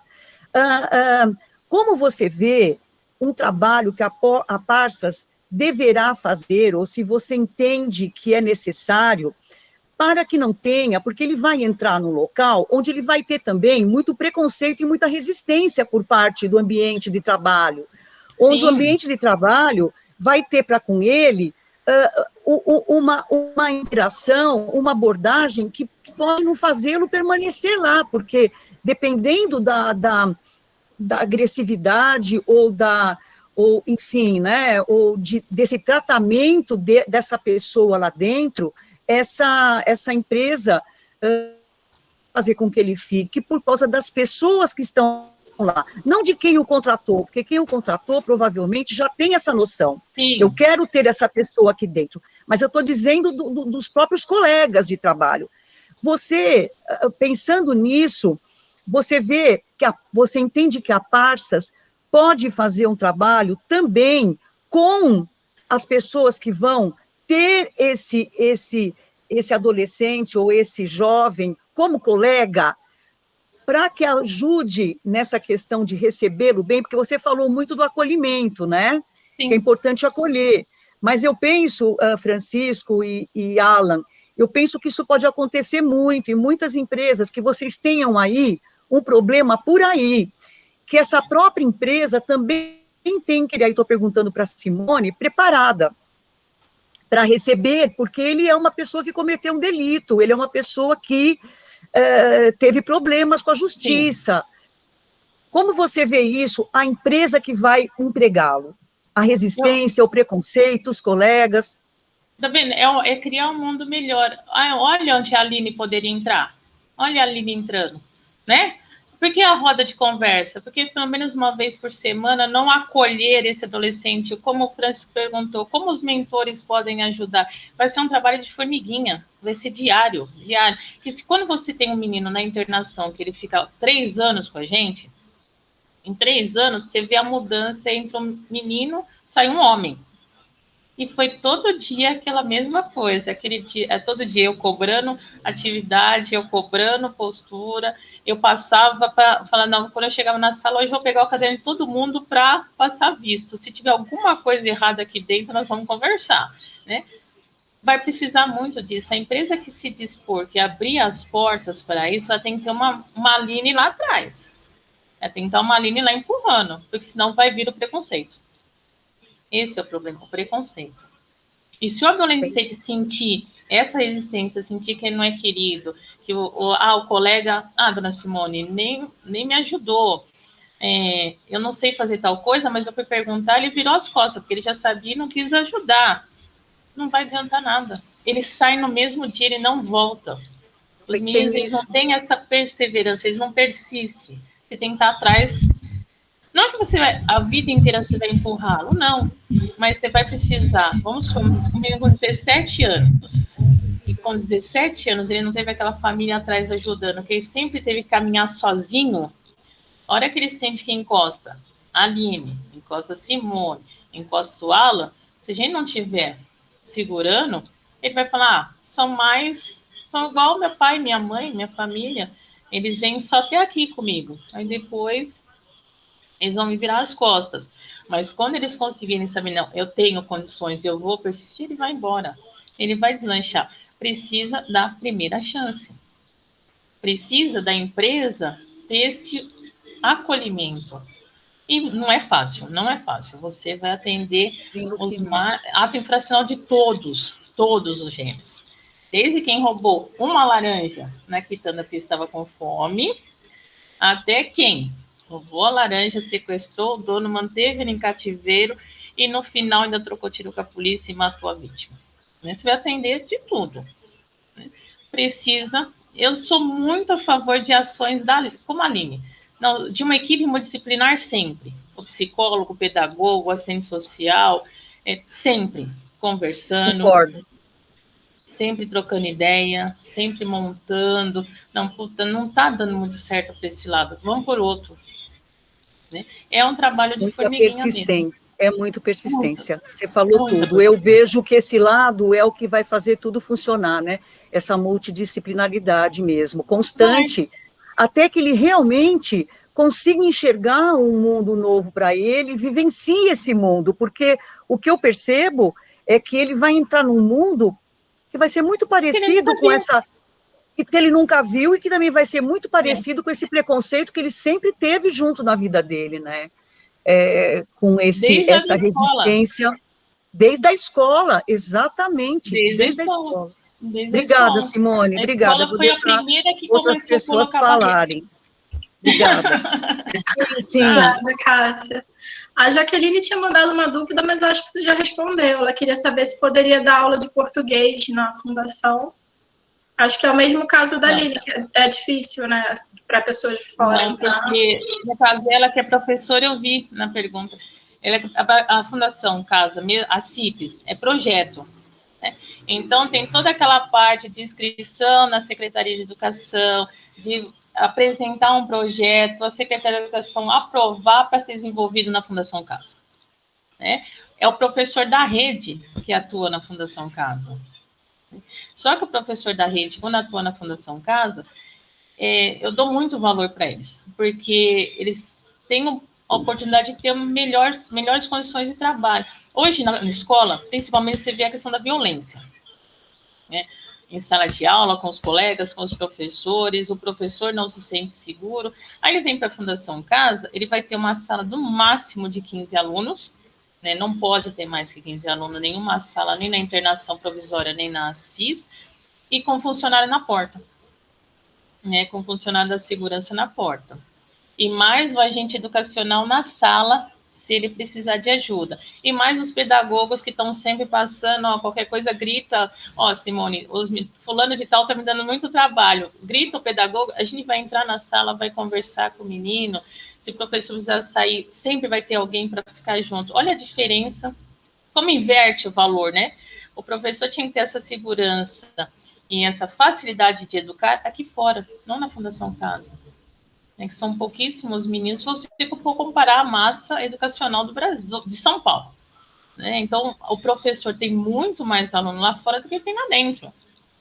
E lá dentro ele tem o tempo todo para se dedicar aos 15 meninos que ele tem dentro da sala, ou às 15 meninas. Mas, infelizmente, professor é só por esse caminho mesmo. Não tem como, por outro modo, não tem como. Simone, eu não te conhecia, mas assim, foi de um prazer inenarrável. Eu tô me segurando aqui, eu vou pedir licença um minutinho, já que a gente está num grupo muito seguro. Eu sou gestora de projetos da pasta, mas eu queria tirar o CNPJ de lado um minutinho, porque eu represento também família de meu irmão, está com 24 anos hoje, e ele ficou em regime de internato, acho que dos 14 aos 18, e assim, eu estou me segurando a reunião inteira para não chorar, assim, porque é muito bonito ver uma pessoa com a sua paixão, seguindo o propósito de vida de forma tão apaixonada, de forma tão com entrega, com empatia, assim, realmente é preencher o coração. E do lado da família, é um misto de emoção que a gente sente, que é culpa, é impotência, é amor, é raiva. Quando a Aline falou do Todd, eu acho, é o meu irmão total, ele não segue regra. Se você falar para ele, essa parede é azul, todo mundo gosta de azul, ele vai falar, essa parede é vermelha, eu detesto a parede, sabe? E aí encontrar com uma pessoa, todos os mentores, o Alan, todo mundo, eu já fico admirada a cada encontro. E aí mais uma pessoa agora fala, obrigada, Senhor, o mundo está repleto de gente boa, sabe? Eu queria te agradecer, assim, de coração. Eu sempre falo para as famílias, né? Agora eu atendo poucas, mas a internação eu sempre atendi muita família, né? 10 anos eu conheci muita gente. Que as mães chegavam para mim, as mães, as irmãs, as avós, nossa Senhora, onde foi que eu errei? Mas eu fazia tudo. A vida inteira da gente é assim. Eu fazia tudo. Foi mãe, né? Mãe, irmão, você não errou. Tudo já estava escrito. Era o caminho que ele tinha que seguir. Então, não se culpa, né? Porque eu sei como a família se culpa. A culpa não é de vocês. Eu atendia muita vozinha lá em Franco da Rocha que mãe, infelizmente, estava presa, pai estava preso, eu tinha morrido. Aí eu falava assim, vó, não é culpa da senhora. A senhora fez tudo que podia. Só que já estava escrito. Estava escrito já. Ele precisou passar por isso para dar valor ao ensinamento da família. E aí, orar muito, rezar muito, professar muito a fé, para que saia melhor da Fundação Casa. E que eu cobro muito dos meninos isso. Quando eu falo para eles, aqui é um momento de reflexão para vocês. Pensem muito. E quando vocês encontrarem lá fora um menino nessa mesma situação que vocês, conta que vocês já passaram pela Fundação Casa, como é que é, fala que tem uma outra possibilidade, ajuda esse adolescente a correr atrás do que vir parar aqui dentro. Né? Mas eu sempre falei para a família, mas você não é culpada, não é culpada. Já estava escrito e ele precisava passar por isso. Então, que saia melhor. Né? E se ele não gosta do azul, se todo mundo gostasse do azul, não ia ter o vermelho, não ia ter o verde. Né? Eu, particularmente, amo azul e não sou muito chegada em vermelho. Né? Não ia ter o verde. Então, cada pessoa é uma pessoa. Então, hoje, eu tenho 50 pessoas na minha responsabilidade, numa unidade, cada um de um jeito diferente. É para sentar. O pessoal nunca gosta que eu vou para o acolhimento. Não gosta. Porque sabe quando eu vou para o acolhimento, não pode falar. Né? Então, eu começo o acolhimento dos meninos às 9, meio-dia, eu estou vendo funcionário na porta, mexendo, falando assim, Simone, o almoço tá arrumando o almoço, Simone, você está arrastando. Né? E aí os meninos depois me encontram no caminho, nos corredores, e falam assim, nossa, dona Simone, gostei de trocar ideia com a senhora. Que bom, filho. Quando der, a gente senta de novo, vamos conversar. Né? Então, eles sabem que se eu tiver que dar bronca, eu dou bronca nos 50. Se eu tiver que como fazer alguma coisa diferente, é para os 50. Eu nunca faço uma coisa para um que eu não posso fazer para todos. Né? Mas o povo fala que eu arrasto o horário, que eu arrasto a aula. Eu começo a dar aula, né, de empregabilidade às 3 horas, às 6 eu tenho que ter terminado. É 6h30, 7 horas, eu não consegui terminar ainda. E os meninos falam assim, dona Simone, a senhora volta amanhã? É muita paixão, é muita paixão. Aí vem todo o trabalho burocrático, eu acho um saco o burocrático do pedagógico. Né? Aquilo não me atrai. né? Eu falo, gente, eu deixo tudo aqui, me joga no pátio, me joga na sala de aula, né? E eu já passei por muita coisa, já passei por rebelião, já fui refém em rebelião, né? Já vi colegas saírem machucados, já vi meninos saírem machucados, e eu sempre entrei do mesmo jeito no pátio, sempre olhando assim, puta, vamos tentar consertar do que ficar julgando. Né? Então, o projeto de vocês, parça, nossa, não é uma luz no fim do túnel, sabe aquele farol no fim do túnel? Né? Aquele farol. Fico muito chateada dos 2 meninos que não procuraram, mas aquilo a gente não sabe o que está passando em casa. Né? A gente não sabe o que aconteceu. A gente não sabe se a família tem condições, né? Se ficou com vergonha de ligar para a gente a cobrar, se ficou com vergonha de ligar para o Ala a cobrar, né? A gente nunca sabe o outro lado. Por isso precisa ter mais projetos assim para juntar, para agregar. Porque aí a gente vai saber o meu lado e vai saber o lado da família lá fora. Como continuou tudo isso, né? Muito obrigada, Simone, de coração. Eu agora vou apresentar, assim, 5 minutinhos, alguns os dados que eu peguei das avaliações de vocês e dos alunos, é bem rápido mesmo. Beleza. Simone, se você quiser continuar, será super bem-vinda, mas se você quiser também, tiver horário ou fazer alguma coisa, a gente entende. Eu tive sorte que meus filhinhos, o meu cachorro está lá no sofá, e nem latiu, a minha cachorra também nem latiu. Eu tô com 3 aqui, tá um silêncio também que eu não tô entendendo. Eu vi o Daline ali perto dela, o meu fica assim. Não me façam passar vergonha, vocês dois. E tá super quietinho. Deixa eu ver se eu não tinha visto. É bem rápido, tá, gente? Eu peguei os dados que eu vou apresentar aqui, foram os que vocês mandaram nas avaliações, e os alunos mandaram nas avaliações deles também. Depois eu vou mandar o arquivo para vocês. E eu estou fazendo essa tabulação semanalmente. Então, a ideia é que nos próximos encontros eu atualize vocês sempre desses números, tá? O primeiro gráfico aqui, na verdade, era a meta, né? A gente chegou a conversar e teve inscrição de 37 voluntários. No final, a gente fechou com 26. E começamos a mentoria com 52 alunos, tivemos algumas perdas. Hoje estamos com 49. 3 alunos saíram realmente do programa da Parsas. Uma aluna, ela está internada com Covid, saiu, graças a Deus, agora segunda-feira teve alta, e aí semana que vem capaz dela já voltar com a gente, e um aluno está incomunicável, que é o caso que o Alan já tinha comentado com vocês, que ele vendeu o celular dele para comprar um computador usado, então eu mando mensagem para a mãe dele, mas está difícil de falar com ele ainda. Aí ele ainda não começou. Isso. Frequência dos encontros, né? A gente teve muitas faltas no início por eles não estarem entendendo muito bem como é que ia funcionar a dinâmica. Eu acho que a gente já é um dado que a gente pode pegar para melhorar um pouco essa comunicação com eles no início. A gente viu também no mapeamento que foi por conta da vergonha, da insegurança. Então, tem aí 41% de falta, 53% de presença e alguns problemas técnicos durante a chamada do microfone do aluno não está funcionando direito, ou a câmera dele não queria ligar, enfim, e aí a gente relatou esses problemas técnicos aqui também. Ao todo, eu já tabulei 63 encontros que foram realizados com sucesso entre os dias 16 de março e dia 25 de abril. Amanhã eu fecho a dessa semana também. Engajamento dos alunos, aquela questão que vocês respondem notas de 1 a 4, o quanto eles estão engajados. A maioria, 77%, está bastante engajado. 14% vocês deram nota 3, se eu não me engano, nota 2 não teve nenhum, e nota 1 apenas um aluno. E não foram informados 6%, que não foi preenchido. E aí, por isso que eu peço até para vocês se atentarem ao detalhe, assim, que é legal preencher para a gente ter justamente essa tabulação o mais correta possível.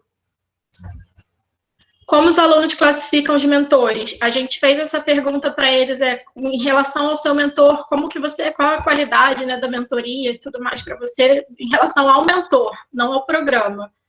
E aí, 54% classificou como excelente. Os alunos não respondem também o questionário, eu tenho que ficar pedindo para responder de novo. 38% não quis dar classificação nenhuma. 1,6 falou que é indiferente, 6,3 falou que bom. como eles classificam agora o programa como um todo. 47% classificou como excelente, 38% não quis classificar, 3,2% indiferente e 11,1% como bom. Sempre em relação aos 63 encontros que foram realizados, tá? Aqui eu fiz uma nuvem de palavras dos temas que eles mais sugeriram, os temas que eles gostariam de trabalhar nas mentorias, né? Os principais foram preparação para o mercado de trabalho, isso tem muitas avaliações falando disso, como perder a timidez e ajudar a comunicar melhor, e aí eles escrevem isso de formas diferentes, mas é sempre com esse intuito. Como que eu aprendo a negociar, como que eu aprendo a argumentar, como que eu me comunico, eu tenho muita vergonha, eu sou tímido. E nas avaliações isso fica bem claro, porque eles são monossilábicos quase, sabe? Eles não é um texto, eles colocam assim, comunicação, você vê que a timidez está até na forma de escrever, né?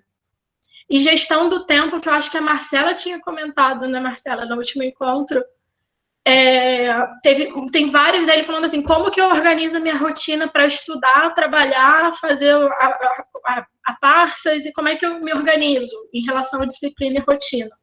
E aí é bem legal também esse estudozinho, porque aí dá para a gente direcionar os próximos encontros.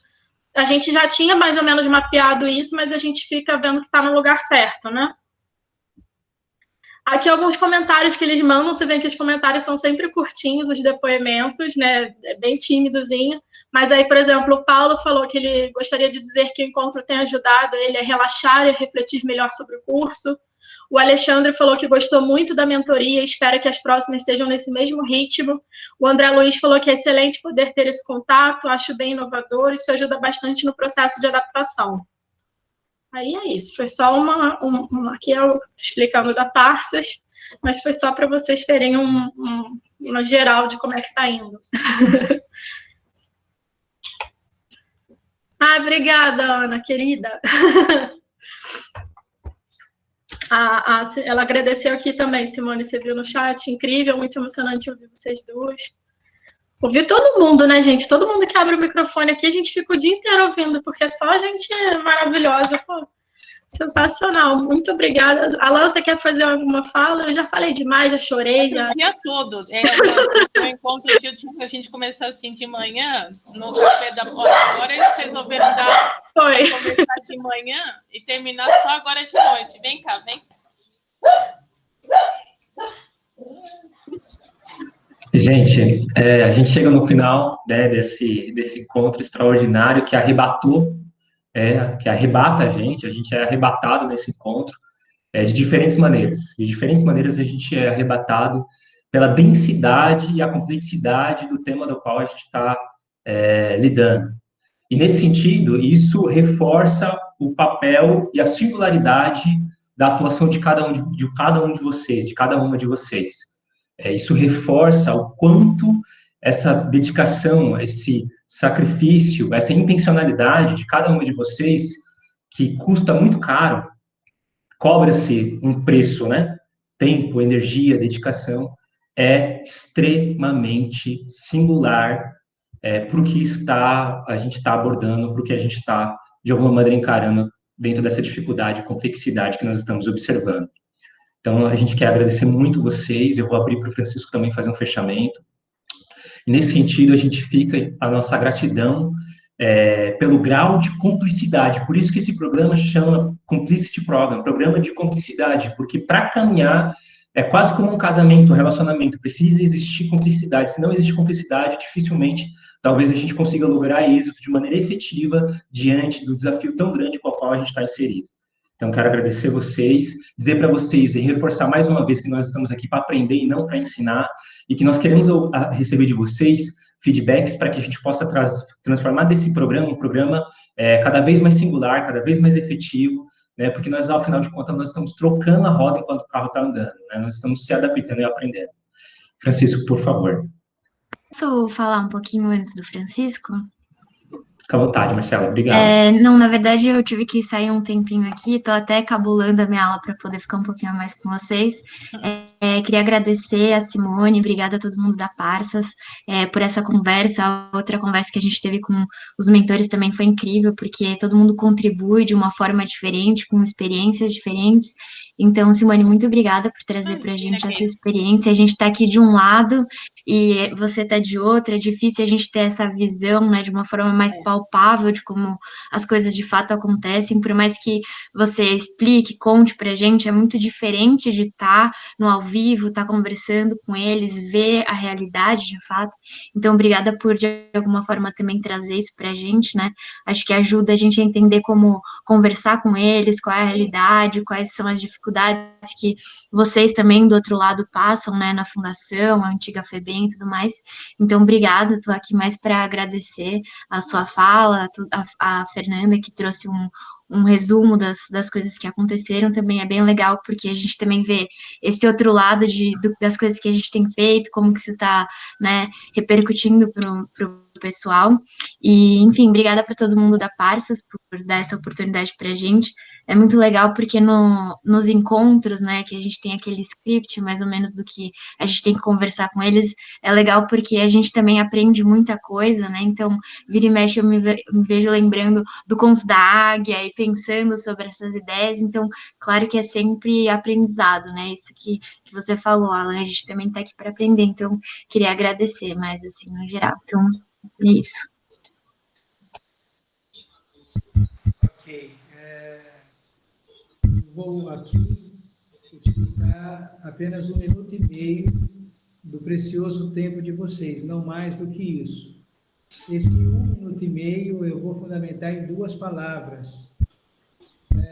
A primeira palavra é gratidão a todos vocês e admiração a todos vocês. Eu quero aqui retomar, nesse 1 minuto e meio, uma fala muito importante da Cássia, dessa preocupação dela do talento já depois da formação que se achega à empresa. Então, nós sabemos que todo profissional da área de tecnologia, dificilmente ele é uma pessoa extrovertida.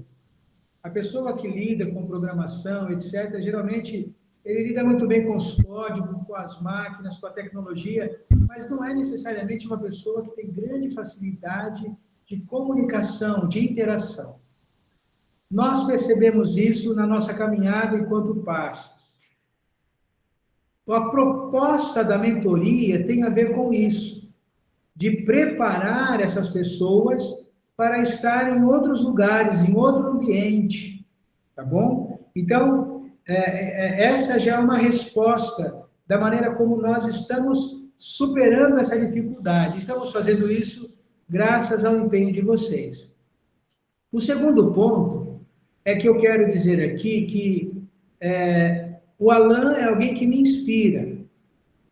E tem uma fala do Alan que é assim: aqui na Parsas, o menor entra, o indivíduo entra, mas o delito fica lá fora. Eu não sei se vocês ouviram o vídeo dele. Aqui, o menor entra, o indivíduo, a pessoa, o ser humano entra, mas o delito fica lá fora. Uma da maneira como nós temos resolvido essa questão de quebrar essa questão do preconceito junto às empresas é que cada formação que é realizada, esse aluno ele é certificado.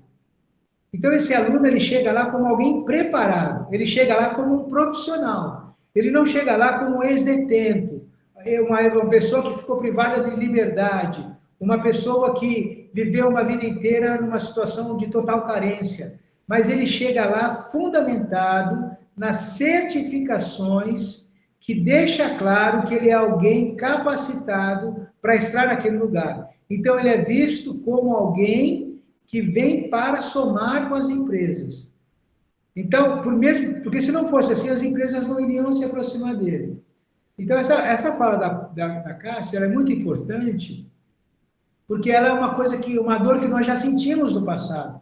E nós pensamos, como nós vamos resolver isso? A questão da mentoria é uma delas, e a questão da certificação. Quando nós apresentamos um talento à empresa, nós falamos das habilidades que ele desenvolveu, e a empresa só vai se aproximar desse talento se ela vê que faz sentido, que ele é alguém que possa somar. Uma vez que ele está qualificado para isso, ele não é mais visto como alguém que passou por uma situação diferente. Ele é alguém que está ali de maneira concreta, está ali e tem capacidade para desenvolver aquilo pelo qual ele está sendo contratado. Ok? Eu concluo aqui a minha fala, agradeço vocês, mas a minha fala também não encerra. Agora eu deixo a critério de vocês. Simone, muito obrigado. Eu vou pedir, por favor, depois eu vou conversar com o Alan, para a possibilidade de nós voltarmos a falar num segundo momento, tá bom? E agora eu deixo a critério de vocês para fazer o encerramento, se vocês entenderem que assim deve ser feito. Obrigado, Francisco. Obrigado, Marcela. Quero agradecer também a nossa convidada de honra, a Simone, e também por nos permitir, né, Simone, criar essa relação, poder caminhar com você, né, por nos permitir e ser tão acessível, assim. É um privilégio, realmente, essa trajetória. A gente está sendo, assim, muito beneficiado com a postura e com o que você tem ensinado para a gente, com esses anos de experiência que você tem na Fundação Casa. Ai, que ótimo. E... Gabriel, quero agradecer ao Gabriel também. O Gabriel é um gestor de projetos que tem caminhado com a gente, um grande talento. A gente fica constrangido com a capacidade dele e com o grau técnico do qual ele tem colaborado junto conosco. Isso também tem feito uma diferença muito singular na nossa atividade, né? Muito obrigado, Gabriel. Você quer fazer uma fala para a gente encerrar a conversa? Não, mas agora não tem como, né? Não, estou brincando. Assim, na verdade, agradecer mesmo a Simone. Eu não sei se vocês estão me ouvindo bem, está um pouco travado para mim algumas câmeras. Não, tá ótimo. Agradecer a Simone, na verdade, para mim tem sido um prazer enorme acompanhar a Passas nessa jornada, e ela tem me colocado frente a algumas pessoas que também tem sido um prazer enorme, com certeza você é uma delas, Simone. Então, para mim é muito bom conhecer esse lado, a realidade. Do meu lado aqui, de fato, como gestor de projetos, eu enxergo muito pouco. Eu já enxergo um pouco o que a Passas está fazendo, né? Eu só enxergo os números, o que está por trás e reuniões com o Alan. Então, ainda é mais distante o que você vivencia. Então, para mim é muito, muito positivo. E agradecer, obrigado pelo seu tempo, por a disponibilidade de trazer essas informações e por ter trazido com tanta paixão também. Pode me chamar à vontade. Pode. É isso. Obrigado, pessoal. Boa noite, queridos. Bom descanso. Fiquem seguros. Obrigada, Fiquem boa bem. Noite. Obrigada. Boa noite. Boa noite. Tchau, tchau, gente. Tchau. Boa noite. Tchau. Obrigado a todos, viu? Obrigada. Obrigado a todos. Grande abraço.